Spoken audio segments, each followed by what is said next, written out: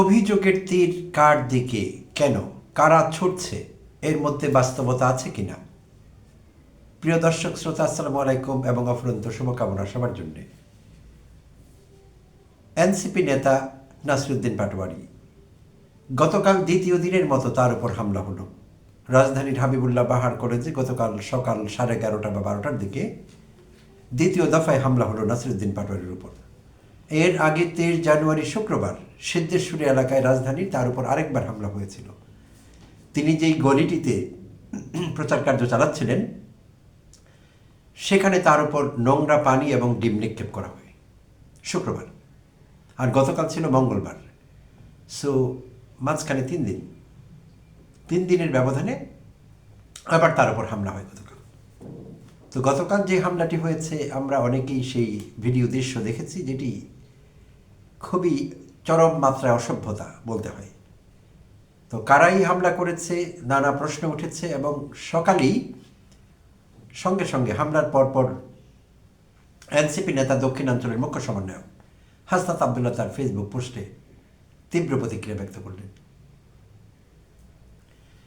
তো তিনি সেখানে খুবই সিরিয়াস কিছু অভিযোগ তুলেছেন এবং সরাসরি কথা বলেছেন, রাগ ঢাক করেননি কোনো।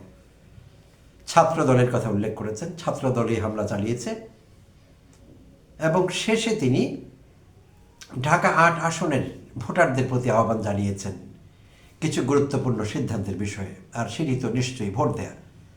তো তিনি সোজাসুজি বলেছেন যে গুন্ডা পান্ডাদের আপনারা ভোট দেবেন। হাসিনা আমলে যে 100 কোটি টাকা বানিয়েছে, ব্যবসা বাণিজ্য যার কখনোই কম্প্রোমাইজ করতে হয়নি, সব ঠিকঠাক ছিল, তো এইসব লোকদের আপনারা ভোট দেবেন, সতর্ক করেছেন হাসনাত ঢাকা 8-এর ভোটারদের। তো তিনি কাকে ইঙ্গিত করেছেন সেটি পরিষ্কারভাবেই বোঝা যায়, একটুও ব্যাক পেতে হয় না আমাদের বুঝতে। তো এই ছিল গতকালকের হাসনাত আবদুল্লাহর পোস্ট। তীব্র প্রতিক্রিয়া তিনি ব্যক্ত করেছেন পোস্টে। আর নাহিদ ইসলামও তার পোস্টে সরাসরি অভিযোগ তুলেছিলেন মির্জা আব্বাসের দিকে, সোজাসুজি বলেছিলেন মির্জা আব্বাসকে। তো এখন হাসনাত আবদুল্লাহ আরেকটি গুরুত্বপূর্ণ বক্তব্য রেখেছেন গতকাল তার নিজ নির্বাচনী এলাকায়। সরাসরি এই ডিম নিক্ষেপের ঘটনা বা নাসিরুদ্দিন পাটোয়ারির উপর 2 দফায় হামলা, এইটি তিনি উল্লেখ করেননি গতকালকের বক্তব্যে। সুপ্রিয় দর্শক শ্রোতা, আপনাদের জানা আছে হাসনাত আবদুল্লাহ এনসিপির দক্ষিণাঞ্চলের মুখ্য সমন্বয়ক, এবং এখন কুমিল্লা 4 যে আসনটি আছে দেবিদ্বার এলাকা, তার নিজের এলাকা, সেখানে তিনি জামায়াত জোটের প্রার্থী। তো সেখানে গত রাত 11টার দিকে দেবিদ্বার উপজেলার কোনো একটি জায়গায়, শাকতলা বা এরকম একটি জায়গা, তার নিজস্ব এরিয়া, সেখানে বক্তব্য রাখছিলেন রাত 11টার দিকে উঠান বৈঠকে। তো সেখানে হাসনাত আবদুল্লাহ কিছু গুরুতর অভিযোগ তুলেছেন। তিনি নাম নেননি কোনো দলের, বাট পরিষ্কার বোঝা যায় কাদের প্রতি ইঙ্গিত করেছেন। তো সেখানে তিনি বলছিলেন বাকহীনদের বাক শক্তি দেয়া জুলাই যোদ্ধাদের আপনারা ভুলে গেছেন। খুবই গুরুত্বপূর্ণ কথা, আপাত দৃষ্টিতে খুবই মামুলি একটি স্টেটমেন্ট বলে মনে হতে পারে, কিন্তু এর শানে নজুল, এর ব্যাখ্যা কিন্তু বহুদূর বিস্তৃত। বাকহীনদের বাক শক্তি দিয়েছে যারা, সেই জুলাই যোদ্ধারা, তাদের আপনারা ভুলে গেছেন। তো তিনি বিএনপির দিকে ইঙ্গিত করেছেন, আর বাক শক্তি দিয়েছেন জুলাই যোদ্ধারা, সেটি তো পরিষ্কার। তো এই কথাটি আসলে কি বোঝায়? তো বাকহীন কারা? বড় দল বলে দাবি করা, দেশের বৃহত্তম রাজনৈতিক দল বলে দাবি করা বিএনপি তো। কারণ বিএনপি আমলে 2টো দলের নেতাকর্মীরাই নির্যাতিত হয়েছিলেন শেখ হাসিনা এবং তার আওয়ামী লীগের অঙ্গ সংগঠনের নেতাকর্মীদের দ্বারা। 2টো দলই, বিএনপি এবং জামায়াত ইসলামী। তো জামায়াত ইসলামের সঙ্গে এই মুহূর্তে এনসিপির কোনো সমস্যা নেই, কারণ তারা জামায়াত জোটের সদস্য। আর বিএনপি যেমনি তাদের সমস্যা তৈরি হয়েছে এখন জামায়াত ইসলামের সঙ্গে, তাদের এক সময়ের সহযোদ্ধা, দশকের পর দশক জামায়াত ইসলাম তাদের বন্ধু ছিল, এখন তারা না, এখন তারা স্বাধীনতা বিরোধী, মুক্তিযুদ্ধ বিরোধী, 71-এর শত্রু, ইত্যাদি ইত্যাদি। ওই যে সেই পুরনো বয়ান, সহযোগিতা করলে, সমর্থন করলে সঙ্গী, না হলে জঙ্গি।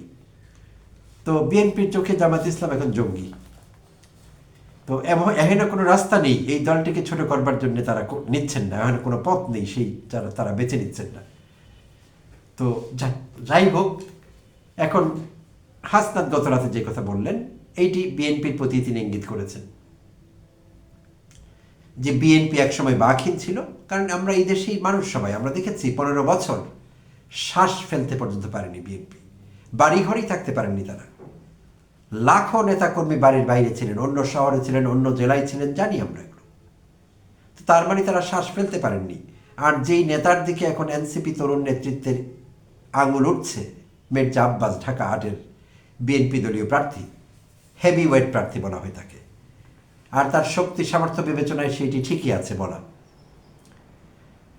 তো মির্জা আব্বাস নিজেই স্বীকার করেছিলেন যে জীবনের ভয়ে তারা আন্দোলন সংগ্রামের সামনে অগ্রসর হতে পারেননি, মাঠে দাঁড়াননি বন্দুকের গুলির ভয়ে। সরাসরি স্টেটমেন্ট, অন্য কাউকে দরকার নেই, মির্জা আব্বাসে যথেষ্ট। বিএনপি কি করেছে 15 বছরে, যদিও তারা হাক ডাক দিচ্ছেন বহুদিন থেকে, 17-18 মাস থেকে, একেবারে জুলাই অভ্যুত্থানের পর থেকেই তাদের হাক ডাক শুনছি। তাদের দলের লোকেরাই সব কিছু করেছেন, তারা বিশাল অবদান রেখেছেন জুলাই অভ্যুত্থানে। তো সামনের সারিতে আমরা তাদের কাউকে দেখিনি, ডিবি অফিসে আমরা কোনো ছাত্রদল যুবদলের কোনো নেতাকে দেখিনি। আমরা এই জুলাই যোদ্ধাদের সম্মুখ সারির যে জুলাইয়ের মুখগুলো তাদেরকেই দেখেছি, এবং যাদের বেশিরভাগ এখন এনসিপিতে।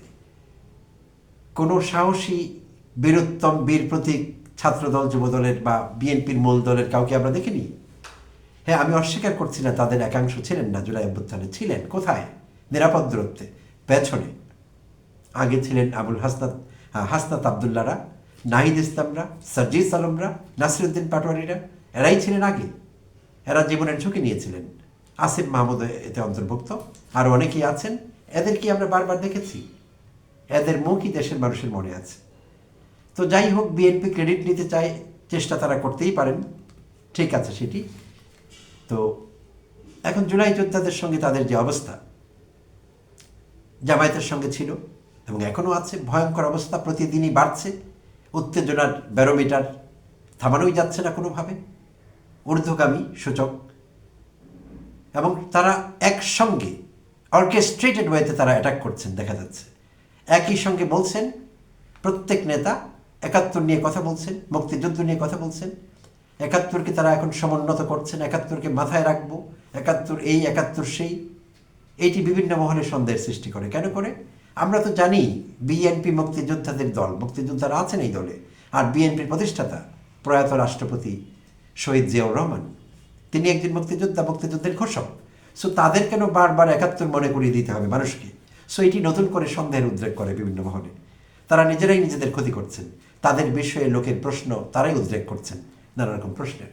তো যাই হোক, জামায়াতের সঙ্গে এটি চলছিল। জামায়াত কাউন্টার দেবার জন্য তাদের দুর্নীতি, তাদের চাঁদাবাজি, তাদের টেন্ডারবাজি, তাদের ভীতি প্রদর্শন, তাদের এই দখল সেই দখল, এইসব নিয়ে কথা বলছে। তো এখন এনসিপি তরুণ নেতৃবৃন্দ বিএনপির তোপের মুখে পড়েছে। তারা আক্রমণাত্মক, তারা হামলা করছেন। এবং এটি হাসনাত আবদুল্লাহর বলবার দরকার নেই, নাসিরুদ্দিন পাটোয়ারির বলবার দরকার নেই, নাহিদ ইসলামের বলবার দরকার নেই। দেশের মানুষের চোখ আছে। এই মুহূর্তে নাসিরুদ্দিন পাটোয়ারির উপর কারা হামলা করতে পারে এটি বুঝতে পিএইচডি ডিগ্রি লাগে না, এটি খুব সিম্পল হিসাব। তো এটি দেখছি আমরা। আর নির্বাচন দরজায় করা নাড়ছে, 2 সপ্তাহ বাকি নেই। এই সময়ে যদি এটি হয়, তাহলে বিএনপির জন্য সেটি কোনো ভালো ফল বয়ে আনবে না, কোনোভাবেই না। এমনকি এনসিপিকে ভোট দেবে না এমন লোকেরাও এখন এটি ভালো চোখে দেখছেন না। তারা বিএনপির উপর ভীষণ আপসেট। বিএনপির বেশ কিছু নেতাকর্মী তারাও আপসেট, তারা চাইছেন না এটি। জুলাই যোদ্ধাদের সঙ্গে বিএনপির এই সংঘাতমুখর অবস্থা, তারা চাইছেন না এটি, বাট এটি ঘটছে, দুঃখজনক। আর মির্জা আব্বাস এটি সরাসরি ঘটিয়েছেন এমন কোনো কথা নেই, কিন্তু মির্জা আব্বাস চাইলে এটি থামাতেও পারতেন। এটি আমি বিশ্বাস করি না। ঢাকা 8-এ মির্জা আব্বাস প্রতিদ্বন্দ্বিতা করছেন, সেখানে নাসিরুদ্দিন পাটোয়ারির উপর হামলা করবে ছাত্রদল বা যুবদলের কেউ, আর মির্জা আব্বাস সেটি জানবেন না, তার কনসেন্ট সেখানে থাকবে না। এইটি মানা খুব কষ্টকর। যেমন গতকালই নাহিদ ইসলাম বলছিলেন যে এই হামলা হয়েছে তারেক রহমানের সম্মতিতে, মির্জা আব্বাসের নির্দেশে। তো এই অভিযোগ শুধু এখন এনসিপির না, এনসিপির বাইরের লোকেরা এটি বরাবরই করছেন এবং তারা কোনোভাবে এটি ভালো চোখে দেখছেন না এবং এটি বিএনপির ভোট ব্যাংকে নেগেটিভলি ইম্প্যাক্ট করবে। এবং অল্প কয়েকদিনই বাকি আছে, 12ই ফেব্রুয়ারি। বিএনপির নেতাকর্মীদের এটি মনে আছে তো? সুইং ভোটার যারা আছেন সেই পার্সেন্টেজও কিন্তু বিশাল। যার যার ভোট ব্যাংক আছে তারা সেইটি নিয়ে গর্ব করছেন, দম্ভ করছেন, কিন্তু সুইং ভোটার্স সেই সংখ্যাও এখন বেড়ে কমে এখন যেই পর্যায়ে দাঁড়িয়েছে সেটিও অন্তত 20-25% কম না। তো এই যখন পরিস্থিতি তখন সুইং ভোটারদেরও কিন্তু ভাবতে হবে, তারা কিন্তু নিজস্ব সমীকরণ আছে, তাদের নিজস্ব চিন্তা ভাবনা আছে। তো বিএনপি এই রাস্তা না ছাড়লে এখন আশঙ্কা হচ্ছে যে যেখানেই জুলাই যোদ্ধারা যাবেন, নাসিরুদ্দিন পাটোয়ারি থেকে শুরু করে অন্য যারাই আছেন, সেখানেই তারা হামলার মুখে পড়বেন বলে মনে হচ্ছে এখন। আর কাদের তারা? যারা নিজেদের জুলাই যুদ্ধের স্টেক হোল্ডার বলছে, অন্তত সেগুলো না বললেও হতো, খুব জোর দিয়ে তারা বলছে তারা নাকি জুলাই যুদ্ধের স্টেক হোল্ডার এবং বড় স্টেক হোল্ডার। তো বড় স্টেক হোল্ডাররা জুলাই যোদ্ধাদের উপর হামলা করবে জায়গায় জায়গায়, যখনই সুযোগ পাবে তখনই হামলা। এইটি কি প্রতিপক্ষকে মোকাবেলা করবার ভালো রাস্তা? আর এই রাস্তা নিয়ে কথা বলতে হবে ফেসিবাদের বিরুদ্ধে, গণতন্ত্রের পক্ষে। তো লাকিলি এবং ইন্টারেস্টিংলি বিএনপি ফেসিবাদের বিরুদ্ধে তেমন জোরালো অবস্থান নিচ্ছে না। গণতন্ত্রের কথা মাঝে মধ্যে শুনছি, গণতন্ত্রের পক্ষে হাক ডাক দেওয়া হচ্ছে, কিন্তু ফেসিবাদ বিরোধী কোনো বক্তব্য তারা তেমন রাখছেন না। আর না রাখবার কারণ পরিষ্কার, কারণ ফেসিবাদী এসব শব্দগুলো উচ্চারণ করলে শেখ হাসিনা অখুশি হবেন। আওয়ামী লীগের নেতাকর্মীরা যাদেরকে ভোটার ভাবছেন বিএনপি নেতৃবৃন্দ, তারা নাকশ হবেন। তো সেই জন্য ফেসিবাদী এই শব্দগুলো বিএনপি এড়িয়ে চলছে। আর তৃণমূল থেকে শুরু করে সব পর্যায়ে নেতারা তো বলছেনই যে ভোট দিতে হবে, এবং এমন কথাও তারা বলছেন, যদিও কেন্দ্রীয়ভাবে দলীয়ভাবে অফিসিয়াল স্টেটমেন্ট আমরা হ্যাঁ ভোটের পক্ষে, কিন্তু বিভিন্ন জায়গায় নেতারা, আঞ্চলিক নেতারা বক্তব্য দিচ্ছেন না ভোট দিতেই হবে, কারণ আওয়ামী লীগকে বাঁচাতে হবে। এই তো চলছে আসলে। তো তাদের কোন বক্তব্য নেব? তৃণমূলের নেতাকর্মী এরকম যারা বলছেন তাদের কথা নিব, নাকি কেন্দ্রীয়ভাবে তারা বলছেন আমরা হ্যাঁ ভোটের পক্ষে, সেটি নেব? কোনটি নেব? তো যাই হোক, এই কথা এখন সর্বশেষ এটাই বলতে চাই, এটি বিএনপির প্রতি একটি ফ্রেন্ডলি টিপ। জুলাই যোদ্ধাদের উপর হামলা, এনসিপির তরুণ নেতৃত্বের উপর হামলা যে কোনো মূল্যে বন্ধ করতে হবে। নেতাকর্মীদের নির্দেশ দিতে হবে অতি উৎসাহী হয়ে যাতে এইসব কেউ না করেন এবং তারা এইসব থেকে বিরত থাকেন। আর সব রাজনৈতিক দলের প্রতি আমাদের আবেদন থাকবে, দয়া করে এই যুদ্ধংদেহী অবস্থা থামান। এটি ভালো কিছু বই আনবে না, কারোর জন্যে না। আমরা মুখে মুখে বলবো গণতন্ত্রের কথা, মুখে মুখে বলবো সংবিধানের কথা, বিচার বিভাগের স্বাধীনতার কথা, মত প্রকাশের স্বাধীনতার কথা, কিন্তু কাজ করব সব হাসিনাকেও ছাড়িয়ে যাব। নতুন ফেসিবাদ জন্ম দিচ্ছে এক একজন এক এক কর্নার থেকে, ফরম্যাট আলাদা, কিন্তু ইজম বা বাদ তো একটি, ফেসিবাদ। আচরণে অন্তত আমরা সেটি প্রকাশ করছি। তো এর থেকে সবাইকে বিরত থাকতে হবে, এটি একমাত্র রাস্তা, আর কোনো রাস্তা নেই। There is no way to peace, peace is the only way, এটি রাস্তা। প্রিয় দর্শক, ধন্যবাদ সঙ্গে থাকবার জন্যে। আবারও দেখা হবে শিগগিরই।